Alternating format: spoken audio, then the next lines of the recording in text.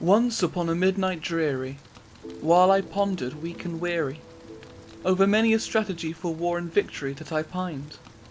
While I nodded, soundly scheming, amplitude devs came a-streaming, as their newest game was seeming to be well designed. "'Tis a beta test," I exclaimed, streaming to be well designed. Time now to play Humankind. Today we're playing the Edgar Allan Poe beta test. The devs have made a bunch of changes, we've got a new map, and I've unlocked a bunch more of the streaming avatars to fight.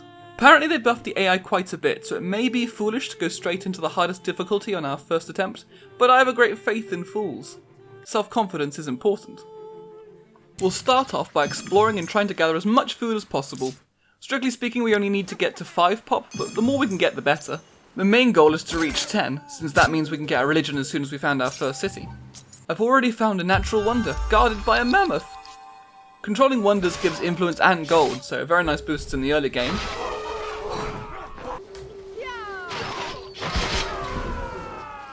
Another tribe has appeared. They may not be too happy with us moving in here. The devs have doubled the combat buffs the AI gets on Humankind difficulty, so it's going to be tough to fight a tribe with a +2 strength advantage on every unit. The rest of our people shall set up camp around the starting area. It seems a bit more central and has some lovely rivers. I've grabbed all the era stars, so it's time to advance to the ancient age. This time I'm going to try out the Olmecs. Their increased influence income could be handy to expand into all this space. Back in the south, I've had one of my units act as bait to tempt our neighbours off the high ground with promises of easy loot and XP. Now is the time to spring our trap. The cowards are terrified of our superior tactics and have fled. It turns out there is another natural wonder down here, so I really want to push these guys out and claim both of them for myself. Now that they've advanced, we can see that this is the AI avatar for Joueur de Grenier, although at the moment he seems to be doing a very good impression of Gamer Zach. He's chosen a military culture. This could prove to be problematic in the near future. Luckily, AI aren't really sentient enough to understand when they're being trolled by somebody, constantly blocking their path to stop them claiming territory. While most of my men are busy with this childish game, Khmer has spawned a barbarian redoubt and started sending men to attack the outpost where I want to build my second city. Presumably because of the difficulty settings, they're already using higher tech units. My 13 strength scouts are going to have a really hard time against 22 strength heavy chariots. Instead, I'm going to use my scouts to distract them so they don't burn down my stuff, while some of my men sneak around and ransack their home as punishment. The scariest monsters are the ones that lurk within our souls. I finally found some more players. The AI avatars for Spiffing Brit and Frankie are all the way over here, so we should have plenty of space to expand between us. We would all benefit from growing closer, don't you think? One of the advantages of playing as an aesthete culture like the Olmecs is we automatically have maxed ideological proximity to other players. This means it's easier to make friends with the AI, which feels like it might be important given how much trouble has already been thrown my way. I successfully managed to annoy the barbarian mercs so much they noped out of existence. Apparently they don't last very long once their villages have been destroyed. I finally claimed the other natural wonder in the south, but Joueur de Zach is very unhappy about this and demands I give it to him. Shan't. So he's declared war on me? You know you're gonna have a bad time when it takes half of your army's health to take on one of his scouts 3v1. All of his units have +2 strength from the difficulty and another +1 from some bonus I don't know about. We can spend some influence to enact a civic that gives our guys a small boost to try and offset this at least. They seem to have reduced the time it takes to pillage an outpost down to 2 turns, so we don't have long to get some men down here to protect our natural wonders. This is where terrain really matters. Our unique Olmec javelin throwers get a buff from being on difficult terrain, so positioning them on these forested hills gives them a gigantic +8 strength, as our enemies have to cross these lowland rivers to attack us.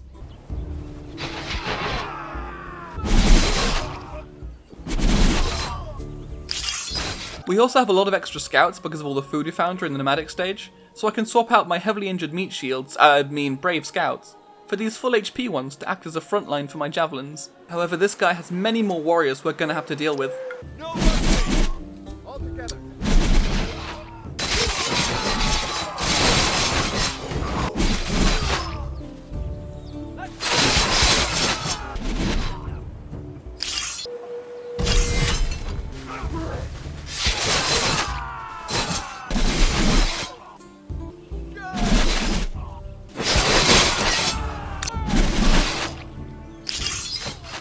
I've pushed up to their capital where the rest of their men are situated.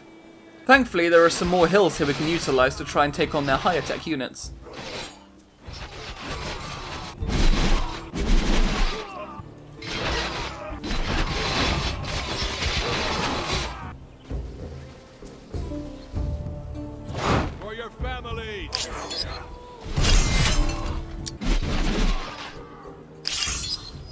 With 4 of his armies defeated, Gamer de Grenier is ready to surrender.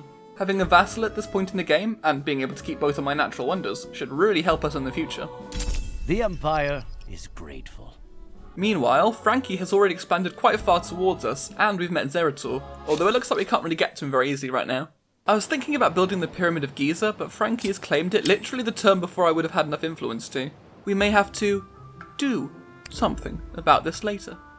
Unfortunately, she's already 2 whole eras ahead of us and is fielding the unique Celtic swordsman.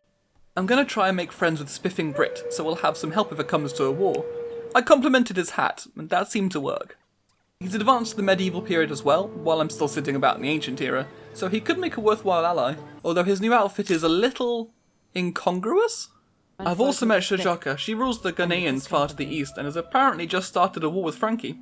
Although judging by the tiny amount of pop in her cities compared to her opponents, it might not be going too well. I need to start catching up to the AI, so it's time to leave the ancient era. Alas, we were not able to grab every era star. Perfection is something for which we may sometimes reach, but never truly grasp. I'm gonna try the Romans. We need to do something big to keep up with the many buffs the AI has. A well-timed redistribution of territory should help, and the Sons of Mars know just how to make that happen. The problem is that the AI is able to build significantly more districts than the player, and all of them have cities with these massive sectors of research districts that are allowing their science to speed away from me. My best bet then is to try to annex some of these research centres before they get guns or something, and use that to keep myself in the game. In preparation for this fight, we'll need to produce a bunch of swordsmen to fill out our armies, and I'm going to text straight to the Praetorian Guard. I'm also going to build a couple of garrison districts right next to our main target, as they will be able to help anchor our forces on the attack, and will let us spawn fresh troops directly on the front line. Meanwhile in the east, Shajaka seems to have won the war against Frankie somehow, and has claimed a bunch of her territory. Spiffing Brit has agreed to an alliance in exchange for a small appearance fee. This gives us some great scouting information, even if he doesn't join us in the war. With our soldiers prepared, our southern border secure, and our opponent weakened from her war in the east, it's our moment to strike. I see. I'm also hoping that giving our vassal someone to fight will weaken his armies, as I'm a little worried that if we just let him do what he wants, he'll rebel against us. The first battle has begun. I was careful to position my men near this mountain, so if they were attacked, as they have been, I could use this high ground to overcome the enemy's raw strength.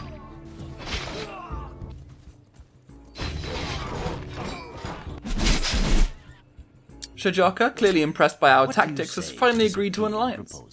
I've discovered the reason she won her war but had a tiny population in her cities is that she did the Spartan thing and mobilized her entire citizenry as hoplites. Another enemy army has entered our lands. This time we're in range of our garrisons and can use them to fight off the cavalry.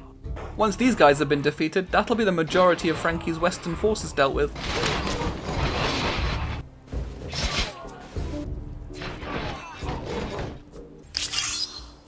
It's time to assault the research city and steal all of its test tubes and obscure facts.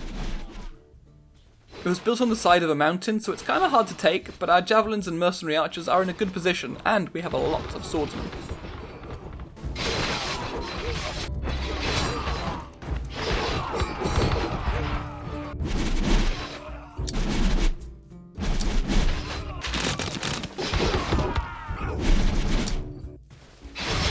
The war is won. We get a bunch more land, including a new city that doubles our science output, and should keep us in the running. Frankie has been in first place for most of the game, but now her empire is looking considerably smaller. I shall rename her city The Bells, for they toll the twilight of her people. Although her religion still holds sway over most of the continent. The vultures are starting to descend. Spiffing Brit has attacked Frankie and is attempting to seize the Pyramid of Giza. We're gonna have to act fast if we want to secure it first. The reason I was building so many swordsmen is so that when we finally finished our research, we could instantly upgrade all of them into Praetorian Guards for a big power spike. I've also gotten this narrative event which buffs all of my current forces by a massive +7 strength. Clearly the Red Death smiles on our efforts of conquest today. Spiffing's attack failed, so now it's our turn. However, our war support is a little low at the moment since our last war was so recent. I'm going to use a small trick I found to help with this. If we make a bunch of demands for things I don't really care about, and then withdraw them again, we get an instant boost of our war support. With that done, let us renew the attack. The special ability of the Praetorians gives them a constant rear attack bonus as long as their target is adjacent to any of my other units. With all of my bonuses together, these guys have a truly ridiculous 49 combat strength, much higher than the average for the classical era. Frankie has launched a counterattack, but she's mostly out of steam at this point and stands no chance against my legions.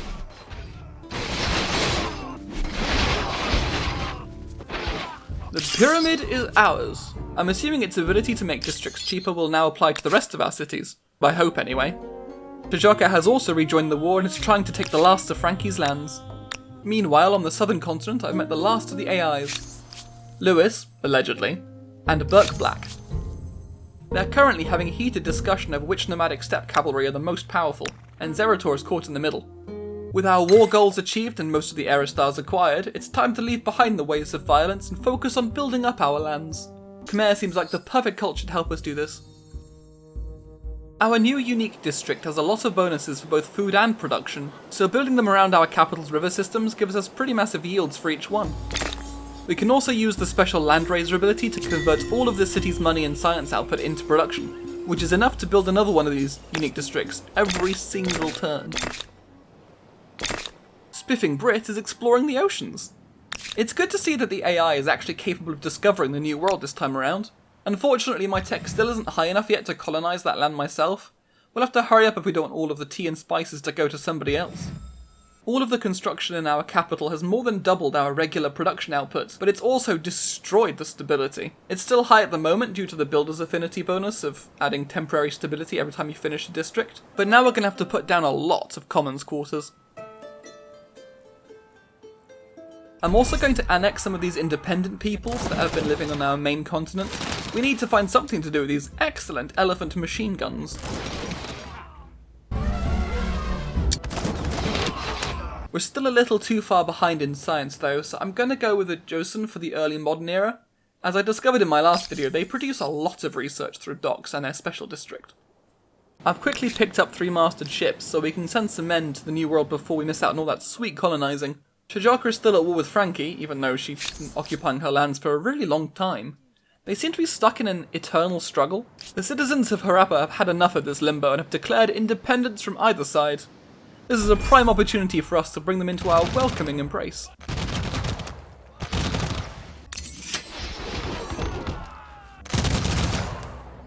This secures us another wonder and several more religious districts. Some of the locals in the New World are a little unhappy with our presence, but we sat down and worked out a reasonable compromise that most of us can live with.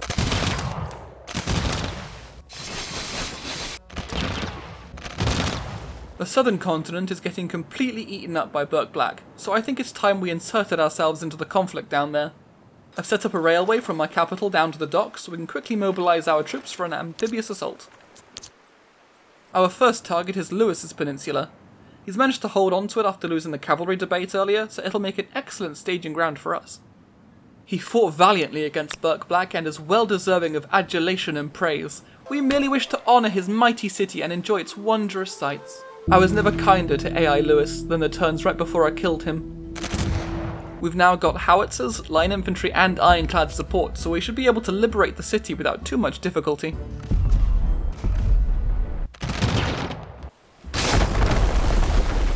Lewis's Hunnic hordes are sailing home to try to retake their city. But with these cliffs under my control, it's like shooting fish in a barrel.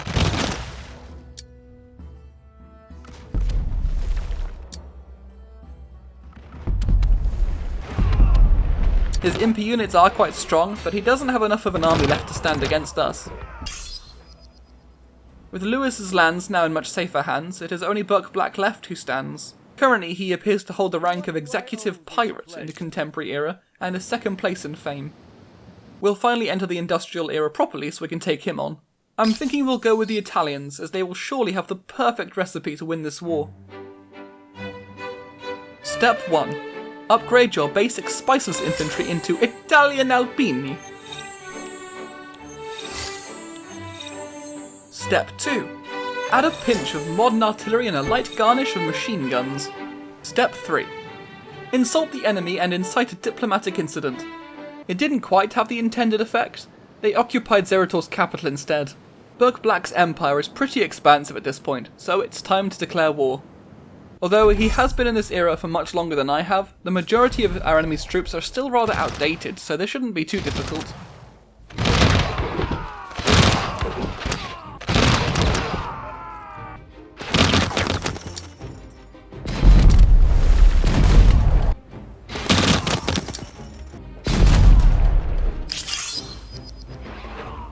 One of my ironclads has been patrolling the crossing and has spotted a fleet carrying another army. Our one ship can't take them on its own, but this is a prime opportunity to finally try out some aerial bombardment. Take that! A single plane can't do too much, apparently. So let's try 2 planes. Much better. Now that we've softened them up, we can sink the fleet before it can reach Lewis's ex-capital.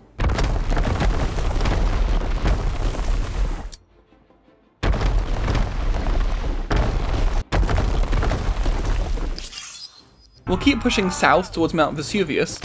The AI doesn't have much of an answer to our highly experienced modern army.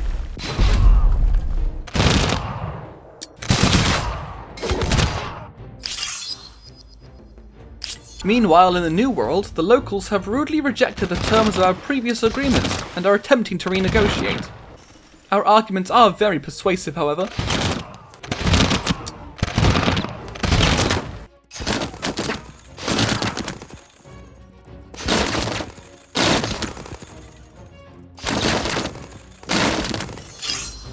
We've reached the 3rd city on our tour of pirate lands.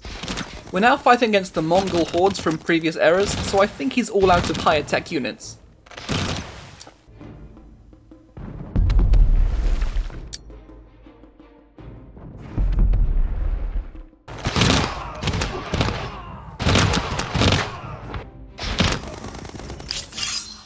The final war is won. I would keep the fight going in order to occupy more lands to get the last expansionist star, but the devs have changed the game so that it forces you to accept a surrender if you can. Personally, I don't really like this solution. Online multiplayer games will presumably have a timer that will force end a turn if you wait it out, which could be used to circumvent this. Plus, it encourages players to try to not finish off your opponent's war support until you've captured the land that you want to take. Perhaps even to send in sacrificial units to throw battles in order to artificially inflate the numbers and prolong the conflict. But with this victory, the game is ours.